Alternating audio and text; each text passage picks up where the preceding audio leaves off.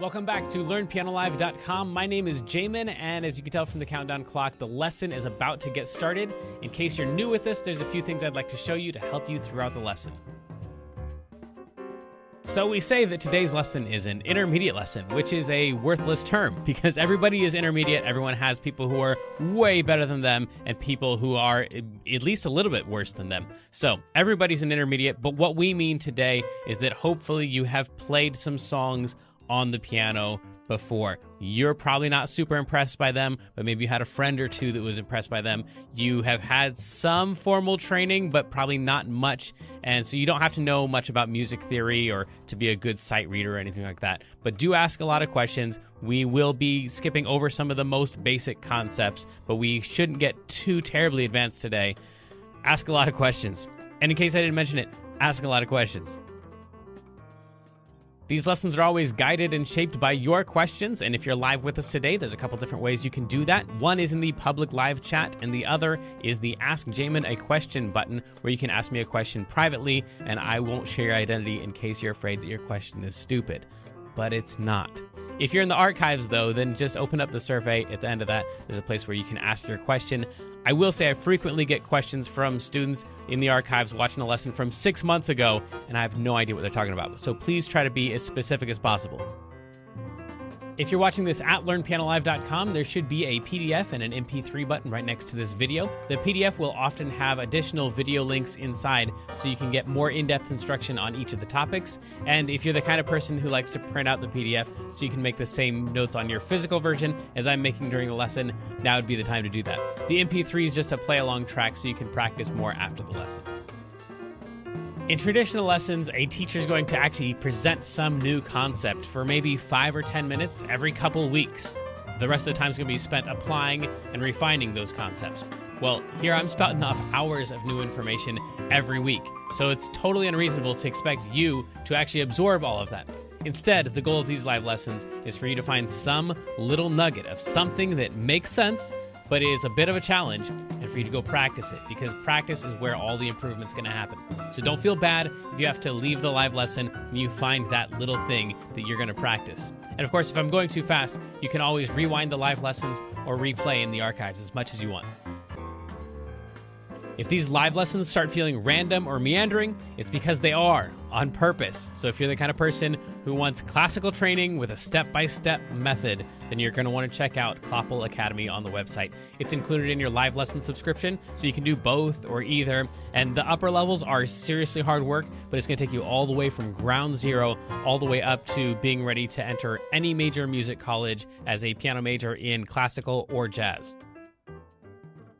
And finally, it's most people's favorite. This is application, where we take the past concepts from other live lessons and we see how they apply to an actual, real song that already exists. And since there's like 1,000 different ways to play any song, you're just going to work on the version that is appropriate for your level. So that might just mean playing one note at a time for right now. Or maybe you're working on chords or covering the full song. Or maybe you're just seeing how the song breaks down so you can better write and transcribe your own songs in the future. But whatever your level is, the goal is not this song. So even if you don't play the whole entire song, you'll get better by even attempting a little bit of it, and attempt it we shall.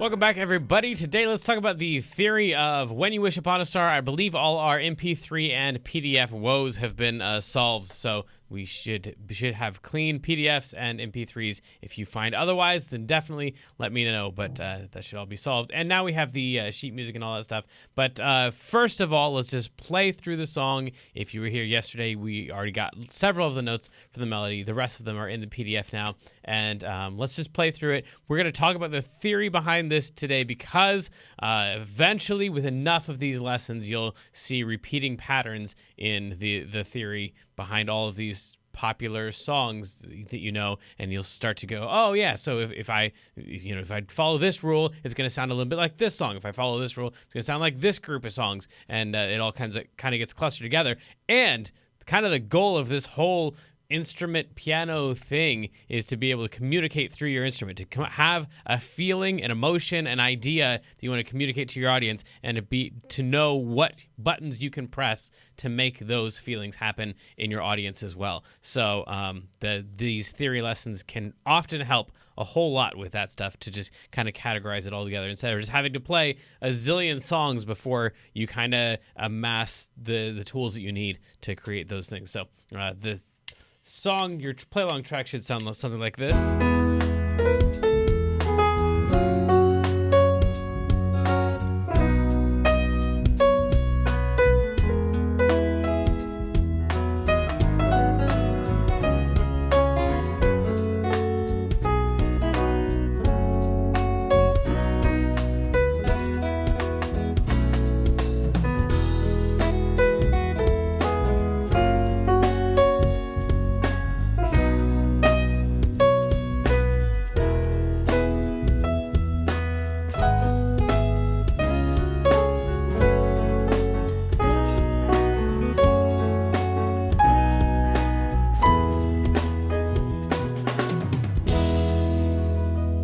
Of course, those last notes there, those are the highest notes that get played during the song when Jiminy Cricket sings through all of the different verses and stuff. So that's just the last section, ends on that G sharp and B. But you could play through the first half of it several times and still just have it sound like the song.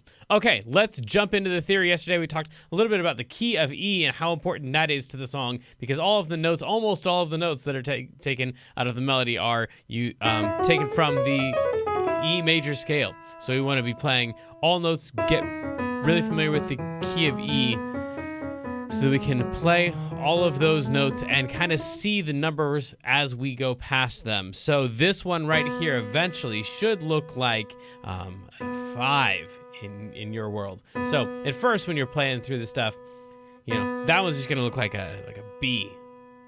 But eventually, that's a 7 in the key of C. So if we're in the key of C, like we normally are for all of our beginner lessons, then this thing right here looks like the note right below the most important note, the note that we always know, C. So it's just one to the left of the important note. But if we're in the key of E, this one right here is like the midway point between two really super important notes between the ones.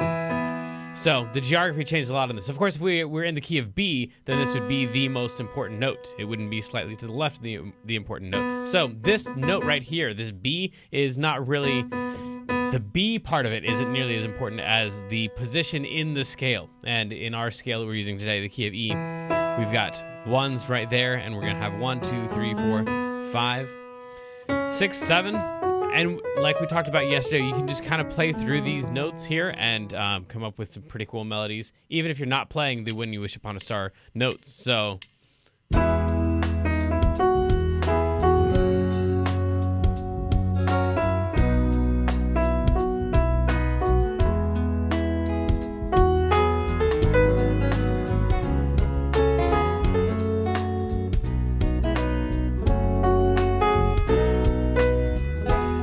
somewhat random notes just from the scale.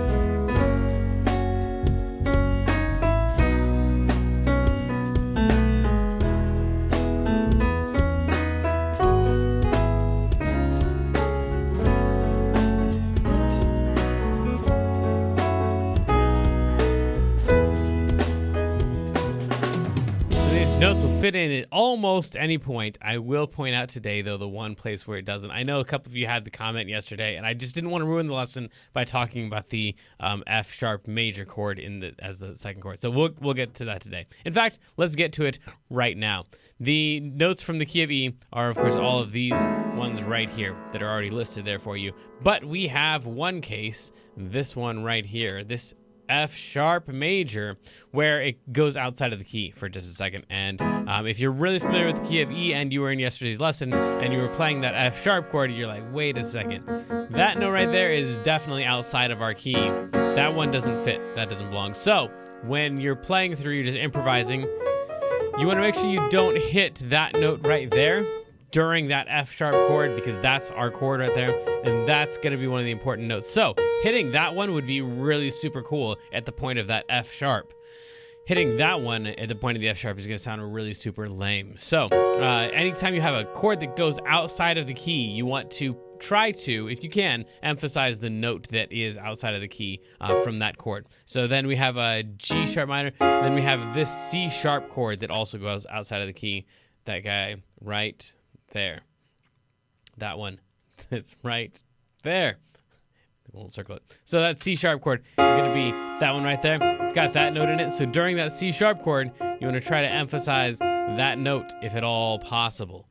Let's try that. I'm just going to goof around in the key of E, and at the point of that F sharp, I'm going to hit that note right there, which sounds absolutely horrible right now out of context. But that note will sound great once we get to that F sharp chord. And then once we get to the C sharp chord, I'm going to try to hit that note right there. So I'm going to be playing along in the key of E, some random notes, and then it's time for the F sharp chord, and I play that note right there. And then we go back to the key of E, and I'm playing along in the key of E, and then we get to the G sharp minor, and then it's time for the C sharp chord, and I'm going to try to emphasize that note during the C sharp chord. I'll try to call out the names of the chords as they're going by and still hit the important notes as I'm playing. Here we go. So here's the E chord, F sharp, B, E, G sharp minor, C sharp, F sharp minor, B, F sharp minor, B, E, A over B, E, F sharp, B, E, G sharp minor, C sharp, F sharp minor, B, F sharp minor, B, E. So you can see, like, when we get to that C sharp chord, like, I hit that one and it sounds like, you know, it sounds super cool because I'm going outside of the key, and it's like everyone's like, oh no, Jamin screwed up, and then they hear the chord underneath it, they're like, oh no, actually that one kind of works out. So that's why you want to try to emphasize the notes that are outside of the key on chords that have notes that are outside of the key right at those points. But then not for the rest of the song. You just want to play the regular key if you've got chords that are inside the key. As you can see here, all the numbers are in here now for those of you who stress about that during the beginning lesson, that we don't have all the numbers in there. And we also have the sheet music today as well, so that all is in there in case you like that stuff. But back to the theory of this stuff. The time signature for this is just a regular 4/4 time. So it would go 1, 2, 3, 4, 1, 2, 3, 4. And out of all of our time signatures, the 4/4 time one is the one that just means that important things happen every 4 beats. So 1, 2, 3, 4, 1, 2, 3, 4, 1, 2. Now, some of that has to do with the fact that I'm counting in sets of 4, and so I could make up any number. But also, like, just not even paying attention to the song, if I just jump in at a random spot, there's certain beats that have more weight than others. Like right there, that feels like something important is happening there, and right there. So the song has in it already just like these certain heavy points. So we get the time signature by measuring the distance between heavy points, however many beats or pulses, or however many of those you feel, those less heavy but still heavy moments you feel in between those super heavy moments. That's your time signature. That's how many beats per measure there are. A measure is just one set of from an important heavy beat to another important heavy beat. That amount of time is a measure. So we'd go something like 1, and then click 1, click, click, click. It's important, click, click, click, important, click, click, click, and then we just count. Then we get the other beats that are in there. 1, 2, 3, 4, 1, 2, 3, 4. So that's how we come up with the time signature, is just by those measuring those those important pulses. Okay, so then in sets of 4, when we talk about sets of 4, well, we just talked about what a measure is. Now, if we go back to our chords here, you'll notice that not only do we have 4 beats per measure, but we have 4 measures per line. The measure is, like we talked about yesterday, from a bar line. I don't have a pen that I can work with. From one line, up and down line, to the next up and down line, that is one measure, or one set of 4 beats. So in each line, we have 4 such sets. Let me see if this is going to work for me here. There we go. So that's a set of 4. And that's a set of 4, and that's a set of 4, and that's a set of 4 beats. 1, 2, 3, 4, 1, 2, 3, 4. Well, we got 4 of those in a line, and then we've got 4 of them in this line, 4 of them in the next line as well, 4 of them in the next line as well, and then guess how many lines we have? That's right, we have 4 lines. So we have 4 sets of 4 sets of 4. So everything just ends up breaking down in sets of 4. And in Western music, it usually turns out that way every single time. So much so that in every single theory lesson, we talk about comparing the sets of 4, and every single time we have something to say about it, because it either is in a set of 4 or it feels weird for some reason. We can't figure it out until we take a look at the sets of 4 and we go, oh, that was a set of 5, or there was only 3 in that line. That's why that line felt kind of awkward and lopsided. So we just have 2 sets of 8 if we take a look at the chords. Basically, this set of 2 right here gets repeated right here in that set. Well, two sets of 4, a set of 8. Okay, so these 8 measures get repeated right here in these 8 measures of the chords from there, and the vast majority of the melody. The only difference is that last line, like we talked about. These guys right here, come to you and dreams come true. Those parts are different, but even the first one is the same. So it's really just these last 2 notes here that get changed from the first set of 8 to the second set of 8. Cool. Then next we have chord numbers. So we do have that major 2 in there that we talked about. We also have a major 6 in there that I did not list here. Major 6. So the 2 chord in the key of E should be that guy right there. It's every other note starting on the 2. That would be an F sharp minor. And the fact that we made that note instead of that one means that we changed that into an F sharp major. So we have a major 2 chord, 2 because we started on 2, major because we followed the pattern that we talked about yesterday of root plus 4 plus 3. Cool. So that one should have been minor, but we turned it to major. And then the 6 chord would be this, every other note starting on the 6.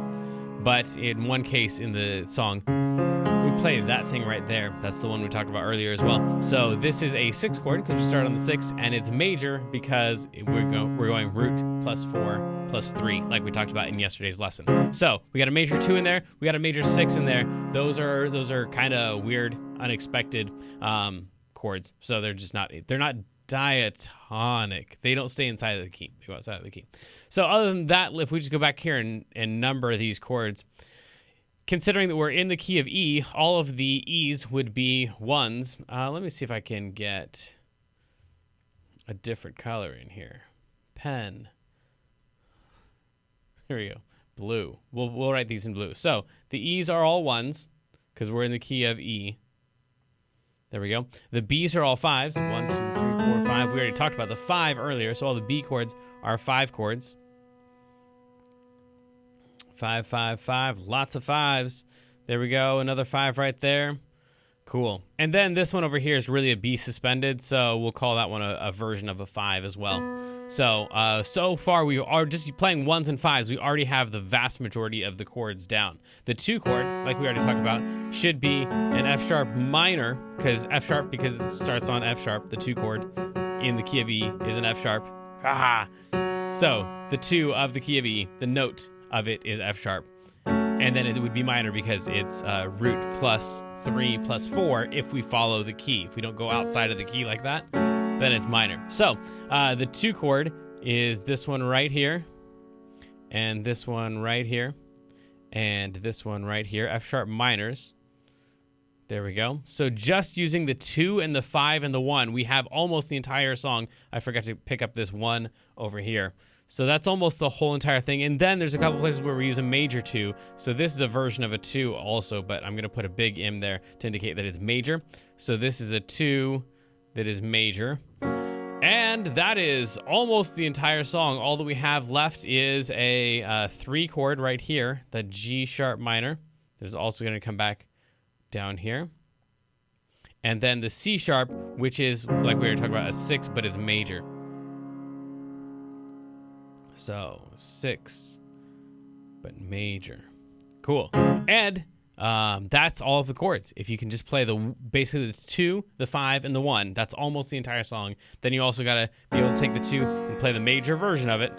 And then if you can play the 3 and the major 6, you got the whole entire song.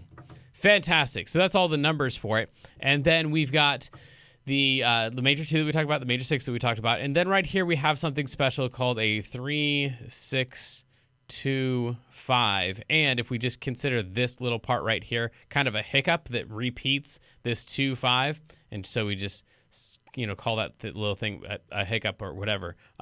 Just a little repeating part. We have a 3, 6, 2, 5, 1.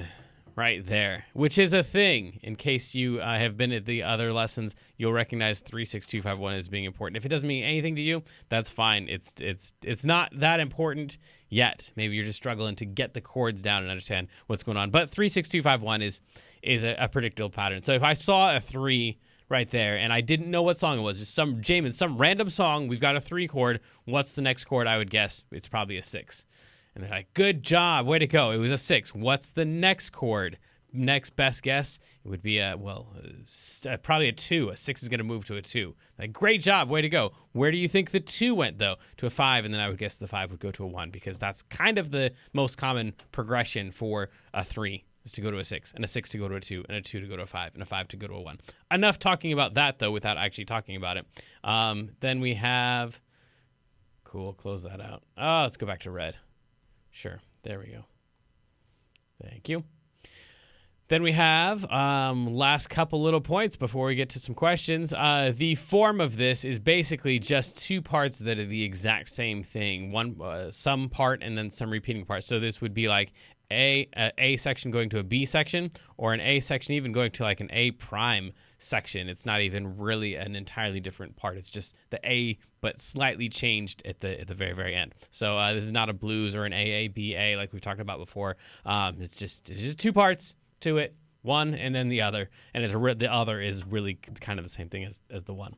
And then the melodic patterns and shapes. This is where this song really kind of gets crazy, and where it's kind of hard to believe that it's such a singable, such a notable song. Maybe it's just because we've heard it so many times, or maybe there's something special about the song that the jumps of an octave are just crazy in here. Usually we have like maybe one of those during a song, and in this song we've got a jump of an octave right there. We've got a huge jump right here of a 5th. We've got another jump of an octave right there.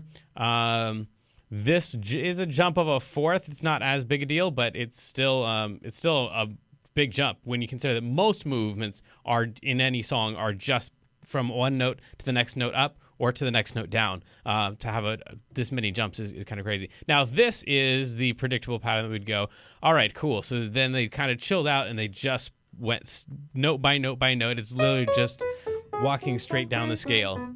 So that's kind of normal. And then they jump up a 5th. So that's weird. That's weird. That's weird. 3 big, huge jumps all in a row. Then the next thing, jump of an octave. Jump of an octave. Now, I will say that octaves are easier to sing in a lot of ways, just because it's the same exact note. You're going from a B to a B, or a C sharp to a C sharp, a D sharp to a D sharp. These are easier to hear in some ways because it's the exact same sound, but 1 octave higher. But it's hard to sing because it's your range is usually only going to be like an octave and a half, maybe 2 octaves. And so to have the vast majority of your range, your total vocal range, taken up in one leap, it's a lot. So we've got a big jump right there. We've got a big jump right there. Another medium-sized jump right there. Then we've got, what else do we have in here? This normal descending line, that's great. And then we've got a big jump up, and then a big jump up, and then a little jump up. But considering how high you already were for that, that's what makes that top note seem super duper high. Three jumps in a row, and you're basically out of most people's range. In fact, talking about range here, if we take a look at a normal male range, they would be, like I said, maybe a couple octaves from like that note to that note. A female range would go, a couple octaves maybe from that note to that note. And this song right here sits kind of too low for most women and too high for most men. So it's a really awkward range to sing a song in, which is why it sounds so Jiminy Cricket-ish. Because when he goes way, way, way up high, then that's weird. It sounds super weird.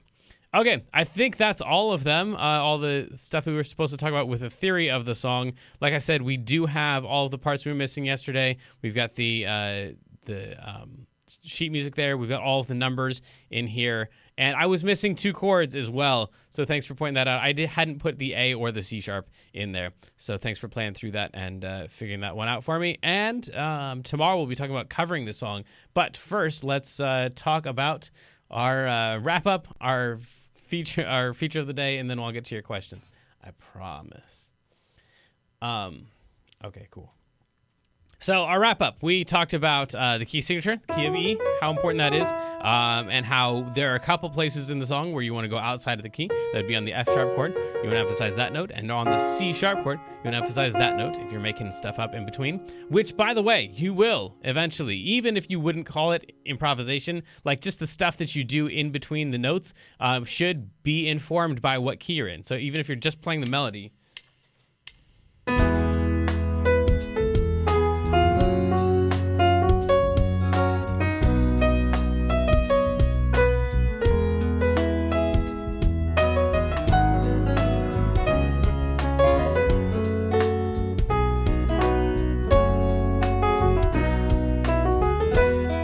all that stuff in between that wasn't just strictly the melody should be all notes out of your scale. They're just noodling around using the scale. So that will come into play. We talked about a time signature, kind of what it is and which one this one is. It's 4 beats per measure. And then we've got 2 repeating sets of 8, basically, which makes up our form of basically A and A prime, just two chunks to the song. The song is mostly 2-5-1. 2s and 5s and 1s. There is a 3-6-2-5-1 in there, and that's the weird part, as well as a major 2. So if you can remember, okay, this song is 2-5-1s, as is every single song that you'll ever play. This song is mostly 2-5-1s. The special thing about this song is that it's got a major 2 in there, and then it also goes to that 3-6-2-5-1 thing. If you can remember that the 6 when you hit it is major, then that helps too, because that is something that's slightly unique to this song. So those are kind of the important things to remember. And other than that, it's just 2-5-1. Then we talked about how we've got all these weird, huge jumps in our melody, and that puts our melody outside of the single range for most people. That is, I think, the overview of the lesson, which means it's time for our feature of the day, which today is a guy named Corey Hall. I know for a lot of you, we don't cover classical music nearly as much as you would like. And for all of you who have other favorite genres, we don't cover your genre as frequently as you'd like because, we only have 12 lessons a month.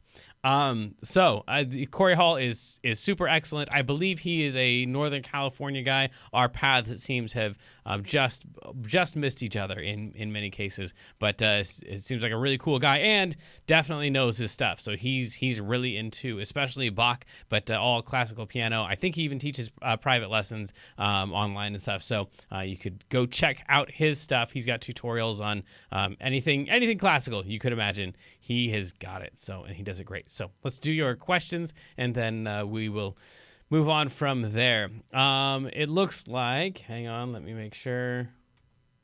Yeah. Cool. Is there a circle of fifths in here? Yes. In this song. Well, the answer to that is there's a circle of fifths in everywhere. The circle of fifths is a tool that you're going to be able to apply to any song. But yeah, definitely circle of fifths. The things I was talking about with the 3-6-2-5-1 in there, That's all circle of fifth stuff. And 2-5-1 is a circle of fifth thing. A 5-1 is a circle of fifth thing. In fact, 5-1 is what the circle of fifths is. It's just a bunch of 5-1s. So yes, so the circle of fifths does apply to this song as I would say it applies to every song. But this one, this 3-6-2-5-1 thing is the circle of fifths. When to use the key of E for the song? So when I'm playing stuff in between the notes, if I'm playing and I wanted to, play some notes in between the big jumps. When you wish upon a star, all that stuff would be the key of E. But really, it's not a matter of when I use the key of E in the song as much as the song is in the key of E. So that was kind of like the first thing is, all right, this song is going to be in the key of E. Let's not play any notes outside of the key of E. And then the song is written in the key of E. So it's not as much that I'm using the key of E as much as the song is using the key of E. And in order to play along with the song, I have to follow the rules of the song. And the rules of the song is play in the key of E. So that's their rule, not mine. I didn't choose the key of E for this song. The song just was in the key of E already. I hope that makes some sense. And it looks like that is the last of our questions. So tomorrow, I promise, we'll get to the New Orleans version of this in the key of E if we do nothing else. We will do other stuff, though. We will cover this song and make all kinds of different variations on this melody and hopefully steal some stuff from Keith Jarrett and stuff like that. So anyway, it'll be fun. Join us. Till next time, good luck. Have fun. Love you.